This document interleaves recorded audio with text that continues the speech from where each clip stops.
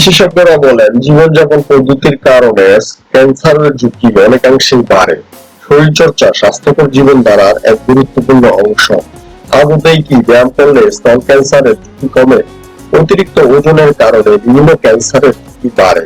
নিয়মিত শরীরচর্চা করলে তাই কেবল স্তন ক্যান্সারই নয়, অন্যান্য ক্যান্সারের ঝুঁকিও কমে। তাছাড়া স্তন ক্যান্সারের সঙ্গে হরমোনেরও সম্পর্ক রয়েছে। দেহে জমা হওয়া চর্বির কারণে হরমোনের তারতম্য হতে পারে। তাই ওজন নিয়ন্ত্রণে রাখতে পারলে স্তন ক্যান্সারের ঝুঁকি তুলনামূলকভাবে কম থাকে। কতটা শরীরচর্চা প্রয়োজন? আমেরিকান ক্যান্সার সোসাইটি বলছে, সুস্থ থাকতে সপ্তাহে অন্তত 150 থেকে 300 মিনিট মাঝারি ধাঁচের ব্যায়াম করা প্রয়োজন। তার মানে সপ্তাহে অন্তত 5 দিন আধা ঘন্টা থেকে 1 ঘন্টা সময় আপনাকে মাঝারি ধাঁচের ব্যায়ামের জন্য ব্যয় করতে হবে। দিন বাড়ালে হিসাব করে সময়টা কমাতে পারবেন। আর দিন না বাড়িয়ে সময়টা কমিয়ে আনতে চাইলে অবশ্য ব্যায়ামের তীব্রতা বাড়িয়ে দিতে হবে। বাড়ি ব্যায়াম করতে পারলে সপ্তাহে 75 থেকে 150 মিনিট ব্যায়ামের জন্য বরাদ্দ রাখলেই চলবে।